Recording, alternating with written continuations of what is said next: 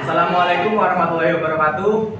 Saya Charles Sosial Nafi dari kelompok 5 akan menyampaikan biografi salah satu tokoh Islam, yaitu Al-Ghazali.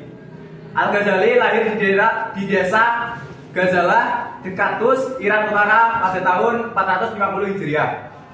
Nama lengkapnya Abu Hamid Muhammad bin Muhammad Al-Ghazali At-Tusi Asy-Syafi'i. Ia berasal dari keluarga yang miskin. Ayahnya mempunyai cita-cita yang tinggi, yaitu ingin anaknya menjadi orang alim dan saleh.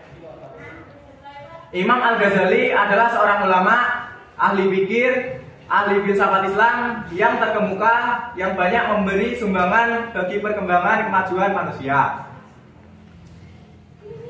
Adapun pendidikan Imam Al-Ghazali, yaitu sebelum menginjak usia 15 tahun, Al-Ghazali menguasai bahasa dan tata bahasa Arab, Al-Quran, hadis, fikih, serta aspek-aspek pemikiran dan puisi sufi. Selanjutnya, dia melakukan studi rinci mengenai fikih di bawah bimbingan Syekh Ahmad bin Muhammad Radkani di Tus dan Abdul Qasim Ismail bin Mas'ada Al-Ismaili, seorang ahli terkemuka dalam bidang fikih. Pada usia 17 tahun, Al-Ghazali berhasil menyelesaikan pendidikannya dalam bidang fikih dan pulang ke Tus untuk melanjutkan studinya ke jenjang yang lebih tinggi. Menjelang usia 20-an, Al-Ghazali berangkat menuju Naisabur untuk mengejar pelajaran lanjutan dalam ilmu keislaman. Dia mempelajari teologi Islam dan fikih di bawah bimbingan Imam Al-Haramain atau Abdul Malik Al-Juwaini pada tahun 478 Hijriah. Al-Juwaini mengajar di Madrasah Nizamiyah yang terkenal di Naisabur dan Al-Ghazali menjadi salah seorang murid favoritnya. Al-Juwaini sangat terkesan dengan kecemerlangan intelektual dan kemampuan analisis Al-Ghazali, sehingga ia mencalonkan Al-Ghazali sebagai asisten pengajarnya.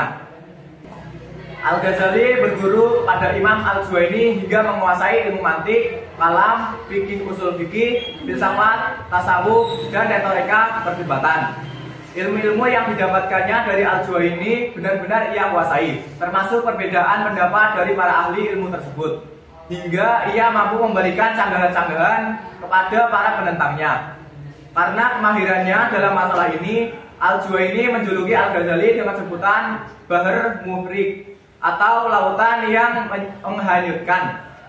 Kecerdasan dan keluasan wawasan berpikir yang dimiliki Al-Ghazali membuatnya menjadi populer. Bahkan ada riwayat yang menyebutkan bahwa diam-diam di hati Al-Juwaini timbul rasa iri.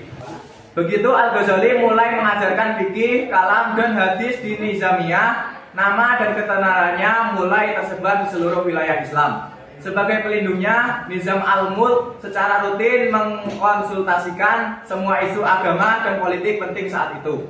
Kuliah-kuliah harian Al-Ghazali di Nizamiyah menjadi begitu terkenal sampai-sampai dihadiri oleh 300 orang murid dalam sekali perkuliahannya. Namun ketika Al-Ghazali mengira telah mencapai semuanya dalam usia yang begitu muda, tiba-tiba ia merasa dirinya terdampar di tengah-tengah krisis intelektual. Adapun jasa-jasa beliau terhadap umat Islam antara lain sebagai berikut. Yang pertama, memimpin Madrasah Nizamiyah di Baghdad dan sekaligus sebagai guru besarnya. Yang kedua, mendirikan madrasah untuk para calon ahli fikih di Tus. Yang ketiga, menulis berbagai macam buku yang jumlahnya mencapai 288 buah mengenai tasawuf, teologi, filsafat, logika, dan fikih. Di antara bukunya yang terkenal, salah satunya yaitu Ihya Ulum Ad-Din, yaitu membahas masalah-masalah ilmu, akidah, ibadah, akhlak, dan tasawuf berdasarkan Al-Quran dan hadis. Dalam bidang filsafat, beliau menulis At-Tahabbuk atau tidak konsistennya para filsuf. Al-Ghazali merupakan ulama yang sangat berpengaruh di dunia Islam, sehingga mendapat gelar Hujatul Islam atau bukti kebenaran Islam. Beliau wafat pada 14 Jumadil Akhir tahun 505 Hijriah. Sekian dari saya. Wassalamualaikum warahmatullahi wabarakatuh.